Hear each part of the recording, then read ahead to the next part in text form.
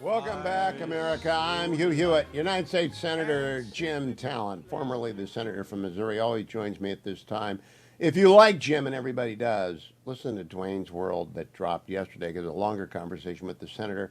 Senator, good morning. Merry Christmas to you. I would like you to tell me what you think Speaker Johnson should do now. He has to try to pass a clean CR. And one question I would have, if you can get them on you, is did they whip a clean CR? Do they have the votes to pass it? I think this is a wake-up call for everybody. I mean, in the Congress next year, the Republicans are going to have a 2-vote majority in the House. That means, particularly in these spending bills, to pass them, you're either going to have to deal with the Democrats, or you're going to have to get 100% of the Republicans, not 99%. And that means 2 things. You are right about transparency. They're going to have to be more open about the deals they're doing. And number 2, everybody has to understand nobody gets everything they want. Everybody has to accept some things that they don't want, or this whole thing is going to fail. Senator Jason Smith, chairman of Ways and Means and a fellow Show Me State person like you, was on yesterday, and he and I agree. There should be one big budget reconciliation debt limit package that raises the amount of money we are going to spend, and it lays out the tax cuts and the border wall and the military rebuild. It's a big bill. It could be 1,500 pages long, but it only takes 50 votes in the Senate. A CR takes 60. Should we just shut the government down for 40 days until Donald Trump, Elon Musk, Speaker Johnson, and John Thune can figure it out? No, I mean, I think it's far better, to pass a clean CR, even if it's short term, and then go home and come back in the next Congress and start working on the priorities. The priorities are the tax bill, energy legislation, and the border. My instinct would be very much against a fight involving shutting down the government when priorities lie in other areas. Now, I agree with you. I don't think, particularly at this stage, it's certainly not fatal as far as the public interest is concerned, and I don't think it's fatal politically. But I think something very much to be avoided, and I think President Trump wants to avoid it as well. I do too, but it takes 60 votes of Democrats in the Senate, right?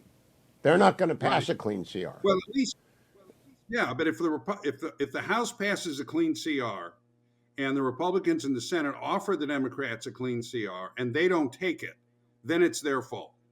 And under those circumstances, we're on the same page. We're right. They won't take it. Right, exactly. And so we're on the same page. And if it does close down for 40 days, if it's shut down until January 23rd, the inauguration is on the 20th, they move in on the 21st, they get organized, they have a meeting, they figure it out, and the government is shut for 40 days. How bad is it, Jim Talent? Have you ever done a 40-day shutdown? I don't remember how big the one was. I think in 95, it shut down. The Republican leaders feel snake bit over this because every time the government shuts down, they end up getting blamed for it. Now, I think under the circumstances we just discussed, the politics of this might work very differently, and they might come back, organize in January 3rd, pass something, and then Biden would sign it before Trump took over. I think it's very important now that the House pass a clean CR. And everybody who's objected to, even if it's short term, because there are things in this bill that important constituencies wanted. You had Zach Nunn on yesterday. He was talking about the fact his farmers are hurting. They need some relief. He can wait 30 or 60 days, okay? And that's what I would ask him. I would say, Zach, give us another 30 days, another 60 days. We'll come back then and try and do it. But if the House can't, our friend Jerry Hendricks was so excited about the submarine funding. He said, I didn't like it because it didn't have the AM radio in every vehicle bill. But he said, but they got the sub funding. There were winners and losers. But you know what killed it, Senator? The pay raise. You can't do a pay raise in the dark. You just can't do that. Completely agree. You have to be prepared. What you said, hanging a lantern on it, was very good. You have to be prepared to go out and argue for it. And I think if you do that, you will convince some people. Other people won't like it. And by the way, they need a pay raise. They haven't had one in like 15 years. I agree. And it isn't. But I didn't see it coming. I said, what are you thinking? It isn't because who in the world thought they could do this? None of them are suffering you, but there are people, good people that we all would want to run for Congress who won't run for Congress because they have too many other opportunities. So you have to, the salary has to be high enough that you're not turning off a lot of potentially really good people. But you have to be open about it. And that's if you get Scalise or Johnson on, that's what I would ask. I would ask them two things. Did you whip a clean CR? Did you have the votes to pass it? And number two, why weren't you more transparent? I mean, those are tough questions, but they're questions they ought to answer because it's very when you spring this on people, and there's a lot of things, particularly a pay raise that they're not expecting. They're not going to march out there and vote for it, and that was the problem. Oh man.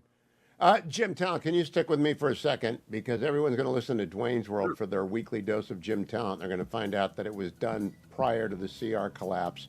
So I want to ask you about moving forward and what your recommendation to Mar-a-Lago is. And we'll do that during the break, and we'll put it over at YouTube. Welcome back, America. I'm joined by Senator Jim Talent, who really is kind of my alter ego, except he actually knows things. Senator Talent was a member of the House. He was a member of the Senate. He is head of the National Security Division of the Reagan Foundation. He knows things. Senator Talent, how big of a role does Donald Trump have to pick up right now? We have Elon Musk and Vivek Ramaswamy and Stephen Miller and many people of the Mar-a-Lago inner circle saying things on TV, and the president asked Donald Trump the obvious thing, which is, do you want one package or two packages? So we really don't know. How much does he have to take control of this? Well, I think he either has to show leadership on those kinds of tactical questions. And it's a very important tactical question, but it's a tactical question. It's not a policy or merits issue, right? He either has to take leadership on it, or he has to be prepared to come in behind whatever the leaders decide and support them. What he can't do is not express an opinion and not tell them what he wants and then criticize what they decide to do. That wouldn't be fair. I don't think he's going to do that. And either he is behind the scenes communicating, or what he's saying, based on his own discussions with his own people, is, look, it doesn't really matter to me. Now, I've got to tell you, Jason Smith did a pretty good job of convincing me yesterday that one bill would be a better idea. But I can't stand here and tell you that there is nothing to be said for doing two bills. If you're pretty certain you can pass two bills, say by the middle of the year, so what you're doing is you're giving up a couple of months of the tax relief, maybe, but you're achieving victory all throughout the year. One of the things you want is to be putting points on the board, having enough time to celebrate that, then putting more points on the board, celebrating that, etc. One big package gives you one thing that you can talk about. So there's something to be said for both. But Trump's either going to have to tell him what he wants, or he's going to have to back up whatever they decide.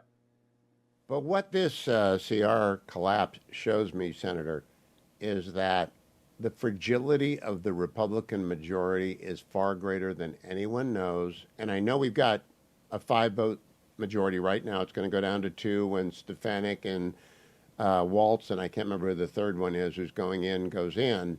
And they'll drop down to 2. One of them is Sparks, who doesn't want to do anything. So I don't even know if they have 2. So the only way to get the bill out of the House is to have Trump threaten everyone with a primary challenge, right? I mean, that's the only way to get their attention. Yeah, that's a tool that I suspect the president is going to use sparingly, because as time goes on, I think it's going to be less and less effective. Look, people want to support President Trump. He is the accepted leader of the party. He's popular in the country. He has enormous informal influence. I think communication, encouraging, exhorting people, asking them to support him, giving them things that they want that aren't that important. Okay, in other words, people, who knows what they want? Mr. President, can the vice president come in for a fundraiser for me? Sure. So I think that kind of leadership. But yes, I mean, if you got some real recalcitrants, in fact, what Trump said the other day, I thought was very measured and very good on nominations. They asked him, are you going to primary senators who don't vote for your nominees? And he said, well, if they're unreasonable about it, if they don't have if they don't have some reasonable explanation, I thought that was perfect. He's saying if they're going to play hardball, the reality is we don't need any particular nominee. to win in 2026. My whole point of view is this is all about 2026. And if you get one vote that does the border and the military rebuild, the energy exploration, and especially the tax cuts, and you get it done, you're set for 2 years. I mean, you might get more wins, but the economy is what people are going to vote on. And you might have controversies and True Social and X controversies. But, Santa Trump is coming to town. If he takes control of this, he'll get what he wants, I think. Do you think I'm right if he gets involved? Yeah, although again, look, it's a delicate situation. They've got a 2-vote majority in the House, and there is another body. I'll play devil's advocate with you a little bit. There's a reason John Thune is telling you he wants 2 bills.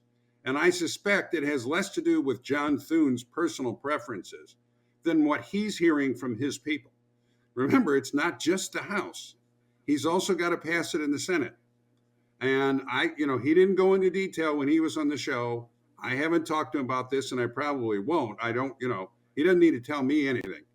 But there's a reason he wants to do 2 bills. So part of this, is everybody having some confidence in the people they've chosen as leaders. That may be the worst thing about this failure of the CR, is if it undermines confidence in Johnson, who's done a very good job so far. I mean, my attitude would be everybody can make mistakes, but you've got to have faith in the leadership and the way they negotiate tactical issues, or nothing's going to get done. So we need a lot of discussions. This was a reality check that I think is actually very useful, Senator. Last word to you, that reality checks can be useful. I agree. It's a wake-up call for everybody. Look, this is doable. Jason Smith said that to you yesterday, but it's not going to be easy. Everybody's going to have to take some votes on some things that give them some heartburn. The leaders are going to have to be more transparent than they would like. The president's going to have to be more involved probably than he was in his first term. I don't think he was as hands-on in the Congress with the Congress in the first term as he's going to need to be this first year. So everybody's going to have to adjust to this, and then we can get it done. But if we're not smart about it, it'll fail. They've got 33 days. We'll see if they can get their act together. Senator Jim Talent, always a pleasure to talk to you. Follow him on X at Jim Talent. He was there early. He is the man from the center right, the voice of reason in the Beltway and at the Reagan Institute. Thank you, Jim Talent.